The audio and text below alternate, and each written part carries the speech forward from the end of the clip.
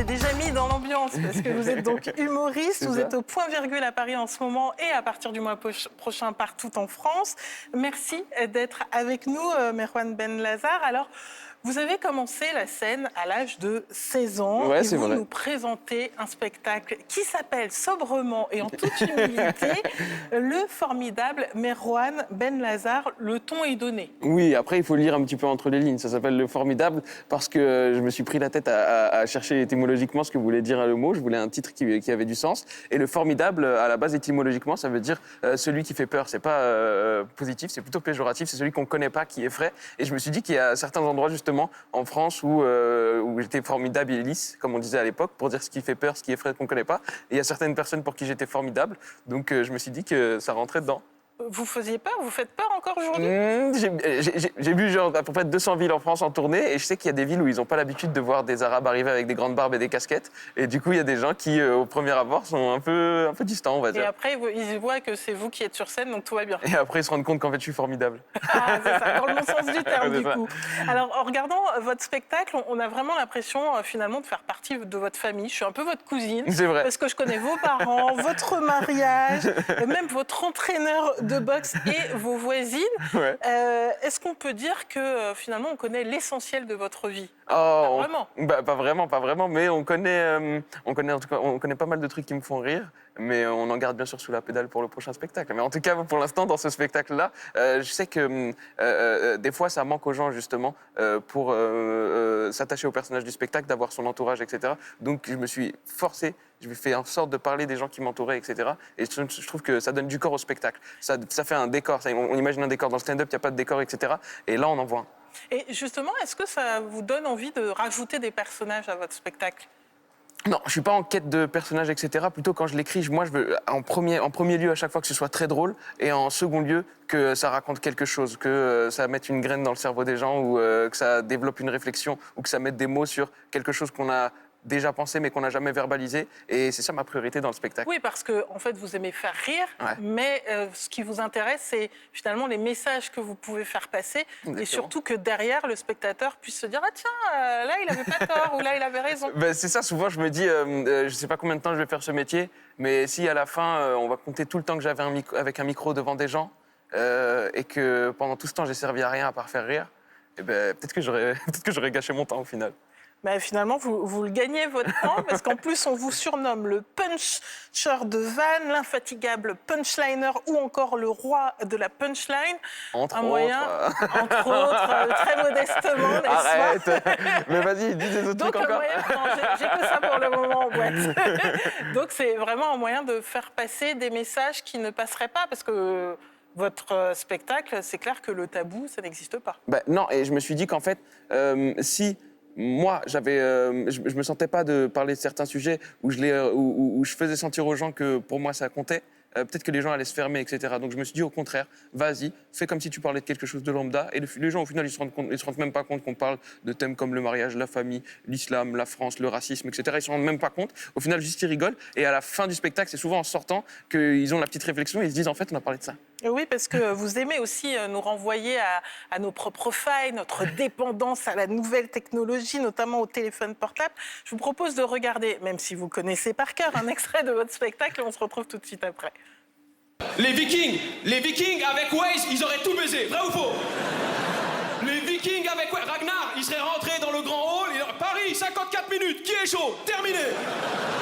Ils ont voulu aller à Paris en se servant des étoiles, du soleil, sans Waze. Ils sont arrivés où finalement, vous le savez? Paris. Nous, on utilise Waze pour aller à des endroits, la plupart du temps, on connaît déjà le chemin. Vous savez, c'est quoi le bouton le plus utilisé sur Waze? Domicile. Ça vous amuse? Alors, je me suis complètement reconnue parce que c'est vrai, pour éviter d'éventuels embouteillages et accidents. Mais j'ai envie de vous poser la question. Est-ce que vous utilisez justement un GPS? Mais grave, mais tous les jours. Même, mais en plus, j'ai découvert ça en moto. Je gagne énormément de temps. Là, avant, j'étais en voiture. Du coup, maintenant, je suis en moto. Et ouais, je gagne trop de temps. J'étais trop dangereux en voiture. Je prenais toutes les voies de bus possibles. Donc, c'est vrai? On fait 4 à 5 comédie clubs tous les soirs. On peut pas se permettre d'être en retard, etc. Et là, en moto, je gagne du temps. Je suis un danger pour personne. Et vous avez une anecdote aussi en prenant les les voies de bus, vous êtes fait arrêter. Ouais, je me suis fait arrêter. Le problème, c'est que je me suis fait arrêter, j'avais peur de me faire arrêter. Et un jour, on m'a dit, si on vous payait l'amende tout de suite, donc j'étais sur la voie de bus quand on m'a arrêté, c'est 90 € d'amende. Et en fait, quand il m'a dit ça, je me suis dit... Plus jamais. Non, je te jure, justement, je me suis dit, ça vaut. Je me suis dit, en fait, franchement, ça vaut le gain de temps. Et du coup, à chaque fois, je prenais les voies de bus. Mais je te jure, je prenais les voies de bus et je me disais juste, j'ai les moyens. Bon, alors maintenant, ce n'est plus le cas puisqu'il y a la moto. Tout va bien, je suis un citoyen exemplaire. Vous êtes merci à la formidable, police n'est-ce du pas? monde. Oui, parce qu'en plus, vous avez des anecdotes avec la police qui finalement est sympa avec vous. J'ai la chance d'avoir une tête de gentil. J'ai la chance d'avoir une tête de gentil. Ils voient de loin la barbe et la casquette. Donc évidemment, ils font le fameux double check. Ils me voient passer, ah tiens. Et au final, quand ils voient la tête de gentil, ils disent, oh, il a l'air inoffensif, il me laisse tranquille. Est-ce que la scène finalement vous permet aussi d'extérioriser ce qui vous préoccupe dans la vie? Ouais, moi j'aime ça. J'aime les spectacles un peu... Moi, pour le coup, j'ai regardé beaucoup d'Américains et il y a Bo Burnham qui a un spectacle qui s'appelle Make Happy qui est très cathartique, où il parle vraiment de ses failles, de ses traumatismes profonds et tout. Et j'aime ça. Il y a Bill Burr aussi qui le fait bien dans Paper Tiger. Et moi, j'aime ça. J'aime quand on a l'impression d'avoir payé pour assister à la séance de psy de quelqu'un. Mais en même temps, c'est une bonne séance de psy, hein, je vous conseille. Ouais. Et en fait, tout le monde participe aussi au spectacle parce que, évidemment, vous êtes sur scène, mais vous ne faites pas comme si vous n'aviez personne devant vous. Ben non, c'est le principe. C'est le principe de. Il y a des gens qui sont là. Ça m'arrive de discuter un petit peu avec les gens du public. Vous ça faites m'arrive. certaines Je le fais punchlines avec eux aussi. Je le fais à chaque fois. En vrai, j'arrive pas à m'en empêcher. C'est toujours des moments uniques et des moments marrants. Donc autant en profiter. Qu'est-ce qui vous attire justement dans le stand-up? Vous l'avez évoqué un petit peu tout à l'heure.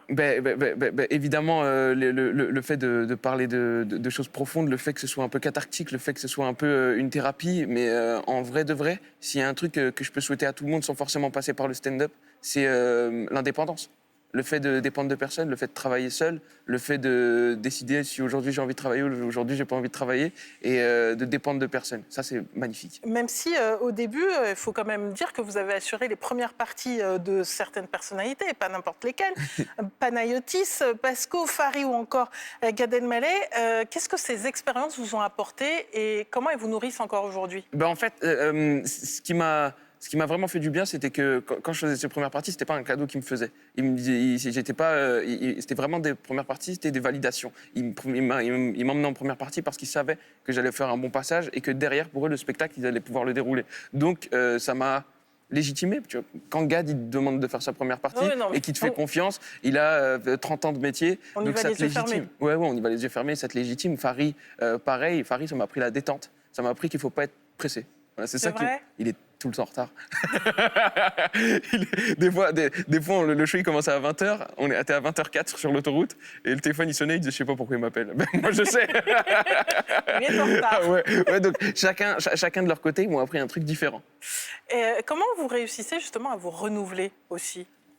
Je change et je me nourris tout le temps de trucs différents, et il n'y a pas de forme d'art ou de trucs que j'aime pas, parce que j'essaye chaque fois de m'intéresser à savoir, il y a des gens qui aiment ça, pourquoi ils aiment ça, et du coup on se nourrit toujours de choses différentes, on se met toujours à se documenter différemment, et du coup on débloque des choses, on réfléchit différemment, et je pense que vraiment me renouveler, c'est vraiment un des trucs qui me fait le moins peur. J'ai toujours des nouvelles blagues, je pense toujours à des nouveaux trucs. Oui, j'ai vu ça juste avant de rentrer sur le plateau. Merci beaucoup. Merci à toi. Merwan. Merci à vous. Je rappelle que parce que vous on peut se tutoyer alors. Oui. Merci de m'accueillir alors. Tu es en ce moment au point virgule à Paris jusqu'à fin mars, puis en tournée partout en France. Merci beaucoup, le formidable Merwan Ben Lazar. Merci beaucoup.